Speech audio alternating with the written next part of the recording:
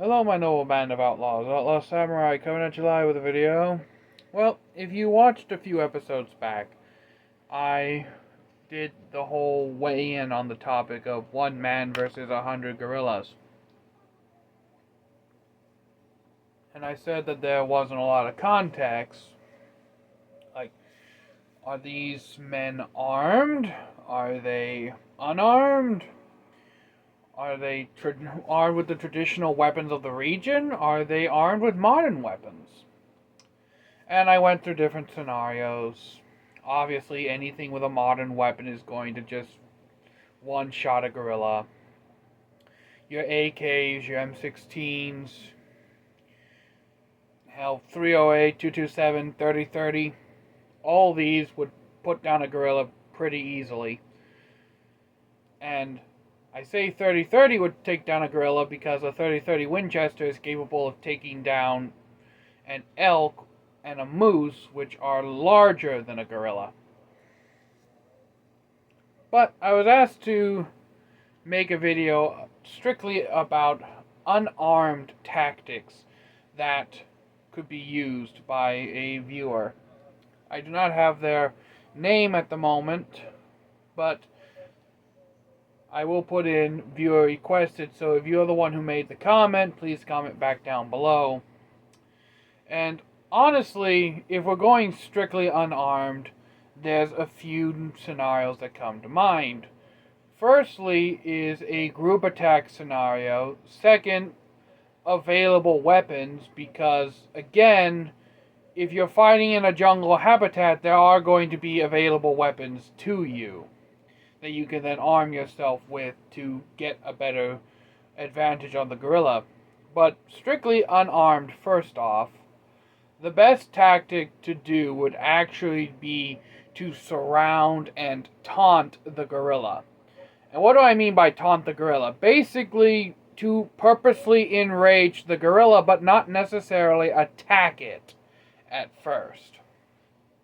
What you're going to want to do is kind of want to rage bait the gorilla, either by picking up dirt and throwing it at the gorilla, or picking up stones and throwing it at the gorilla, or making some funny faces, maybe even beating your chest, make some loud grunt noises.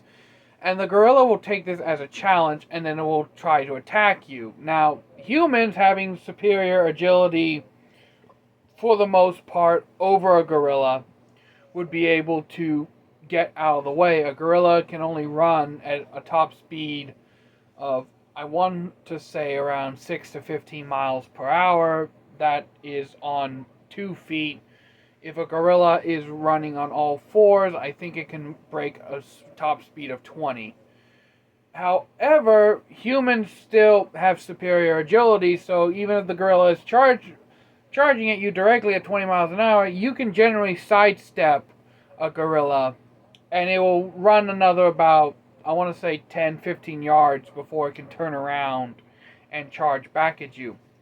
And the reason you want to do this is because gorillas, even though they are large, they do not have large stamina reserves in comparison to humans. Humans are one of the few great apes that have a large amount of stamina that we basically traded in pure strength for a stamina build. If you look through the annals of ancient Greece, for example, there are many documented instances of humans being able to run, walk, and or jog for 1 or 2 days at a time.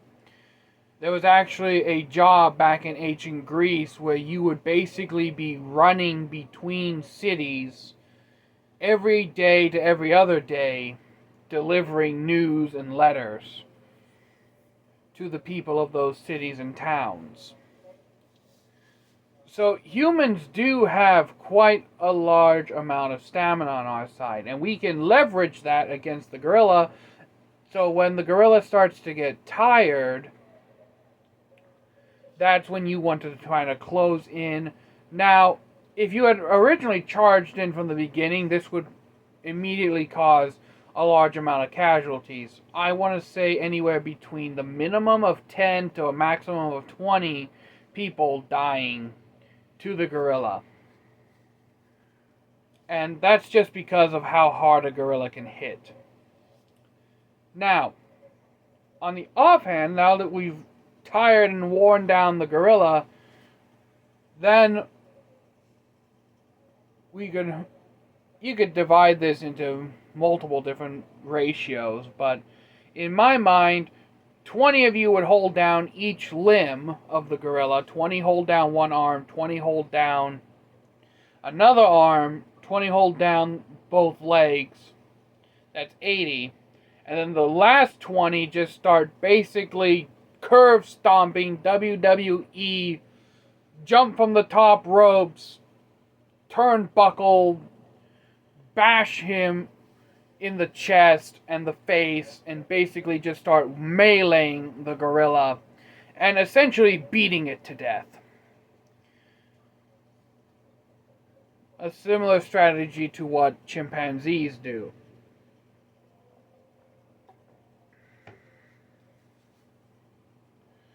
Now, 20 people per limb may sound crowded, but I am going off of the assumption that you managed to wear out the gorilla with no one getting seriously injured or dying. And no matter how strong a gorilla is, if it has 20 full-grown human males, then the average human male, full-grown, will weigh between 150 to 200 pounds, give or take. That is roughly 2,000 to a little under, I want to say, 1,500 pounds of weight that each arm would have to lift up, and leg. And anyone who's done any kind of professional lifting knows that when your arms are flared out and you're laying on your back, it's actually harder to lift something than when you're standing up and you can pull the weight up or push the weight up. In this instance, you're fighting, each arm is fighting the weight of its own weight, gravity, and the 2,000 to 1,500 pounds of human that it has to lift up, not to mention its legs. And because it's on its back, it can't get any strength support from its core. Now, improvised weapon scenario. And this is what I was saying before. You're in a jungle. There's obviously going to be vines, rocks, big sticks, big stick energy.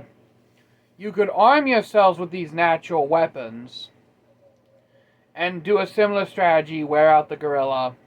And in this instance, you'd actually have the sticks, the vines, the rocks, all to use. You could try to tie the gorilla up with the vines and then have somebody just beat it to death with a stick or stab it through the throat with the pointy end of the stick. You could all wear out the gorilla and then just start pelting it with rocks, basically stoning it to death. Which I do not mean stoning to death as in cannabis, I mean stoning to death as in throwing rocks at it until it dies. There's another situation. Now, it was also brought up for me to ascertain the validity of chokehold, hand-to-hand combat, basically. And the simple answer is, if 100 men is going to combat a gorilla one after the next, hand-to-hand, the casualties are going to be high. They're going to be higher than that 20 I mentioned before. It's going to actually be closer to 30 or 40, in my opinion, before the gorilla gets tired, because the gorilla, I feel, would start to notice that it doesn't have to swing as hard to kill a human. Humans are relatively fragile beings.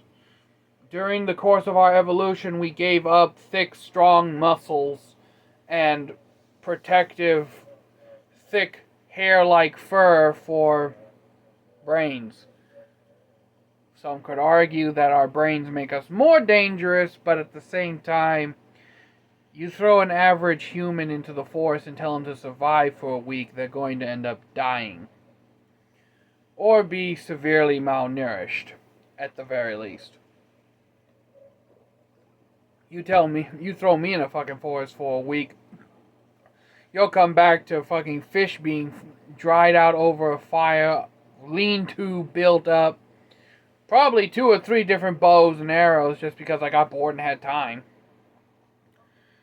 I may not be like the whole like Picasso build a log cabin from scratch, but I'm fairly confident I could survive in the forest with a week with minimal modern conveniences. Like,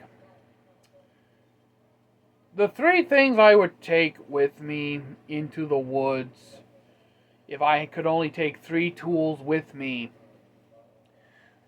would be an axe, a saw, and a knife. Those are just tools. If I also get my choice of weaponry, I'm taking a bow. More specifically, a recurve bow. And you may ask why recurve bow? Simply because a compound bow requires too much upkeep.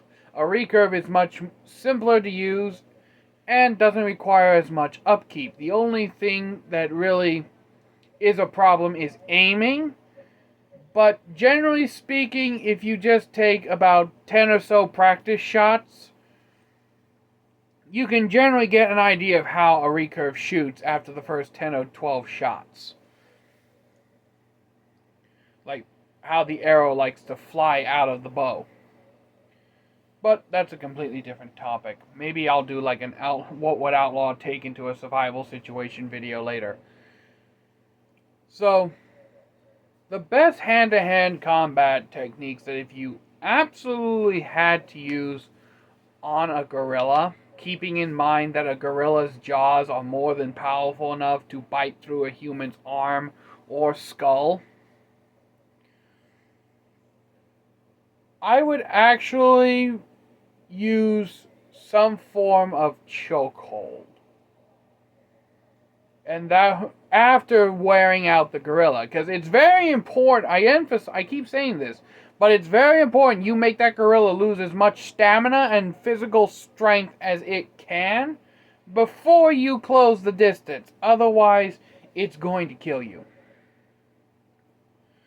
And honestly speaking, what I would try to do is not necessarily try to completely submission chokehold the gorilla. But what I would actually do is I would put the gorilla in a chokehold as best I can. And I would wait till the gorilla just loses consciousness. And once the gorilla falls asleep, you could technically consider that a win. But this is me we're talking about. I don't really do merciful endings like that. Once that gorilla falls asleep, I'm picking up a stick and jabbing through its jugular veins. There is also another viable technique you could try. It won't be very effective, but humans have teeth too. I would actually attempt to bite out the gorilla's jugular vein or throat. Like as I'm holding on to the gorilla.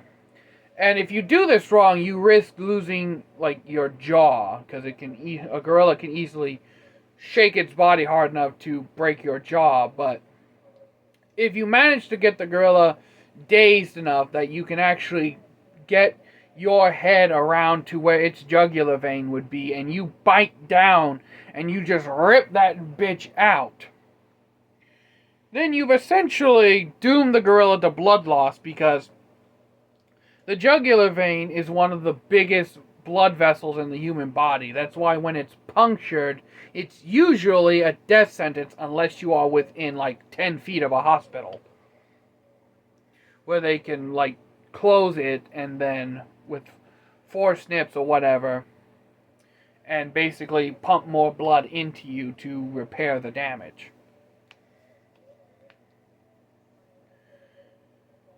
Now, this is the least optimal technique, the whole biting thing.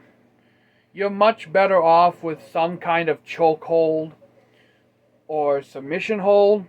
What you could also do is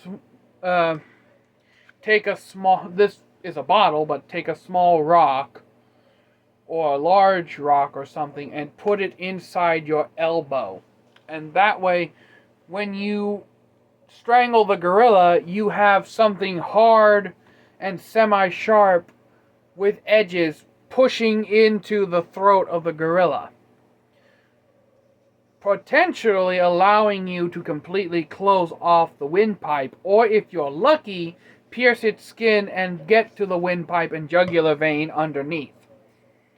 Now, this would technically still be considered using a weapon, but I don't really consider using rocks and sticks as weapons per se. I would actually consider this, or a gun, or a bow, or a spear, as more of a weapon than a rock or a stick.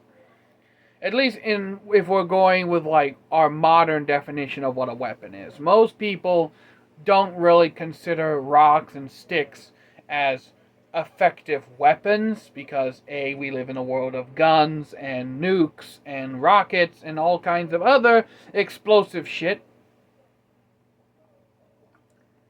But back in the medieval era, they would have definitely considered big sticks and rocks as weapons. They were using them on medieval battlefields. The only reason they stopped is because they invented the bow, which could do more damage than a rock and sling with less training. And then they invented the crossbow, which required less training than the bowman, and then even less training than the slingman.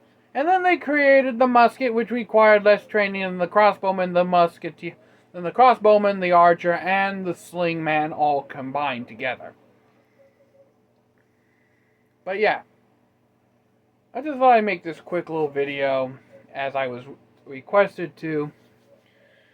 There's not a whole lot of hand-to-hand techniques that you can use on a fully rested, strong gorilla. Because if you try to use them, you're going to end up dead. You really have to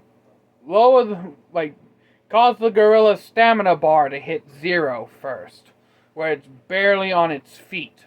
Don't give it time to rest either. And I know what some of you are saying, oh, Outlaw, you're cruel for killing the gorilla if all it takes. I don't give a shit. Okay, if I go into an arena, I go in there purposely trying to kill whatever it is I'm in the arena with. Alright, if I'm fighting a animal or a human, through my personal belief, I don't believe in mercy. If you come at me with the intent to do bodily harm to me and possibly take my life, I consider that as you have forfeited your life in return. Alright? My viewpoints have been shaped by personal experiences, and a lot has to do with Outlaw Ranger, who I've mentioned on this channel before, and the military strategy of, if it's a threat, destroy it. Which I can wholeheartedly agree with. Plus, gorillas are fairly intelligent, so I'm not taking the risk of that thing remembering me. But yes, most people will say I'm dark for killing the gorilla, but at the same time, I have a very much military mindset when it comes to fighting, and a very much warrior mindset. I'm not a martial artist per se. I'm more of a warrior. A martial artist simply wishes to test their skills and see how strong they are. A warrior is a soldier, and a soldier is a warrior. Alright? I destroy what threatens me. That's why I can't openly teach my personal martial arts that I've spent years perfecting, because there's nothing in my martial arts treatise that pertains to mercy. I will give you one snippet of advice, as my martial art revolves around weaponizing any and everything I get my hands on. Everything from the most benign bottle to the biggest of blades. Whenever I hold something, I immediately think, how can I weaponize it? What's the amount of damage I can do to a body with this? And I feel no shame about this, but my philosophical tangent aside, this video has become longer than I thought it would be. So until next time, my noble band of outlaws, Outlaw Samurai tells all y'all be crazy rednecks, be safe and use your weapons. And in conclusion, if you're going to have to fight a gorilla, try to wear that bitch down as much as you possibly can before closing the distance.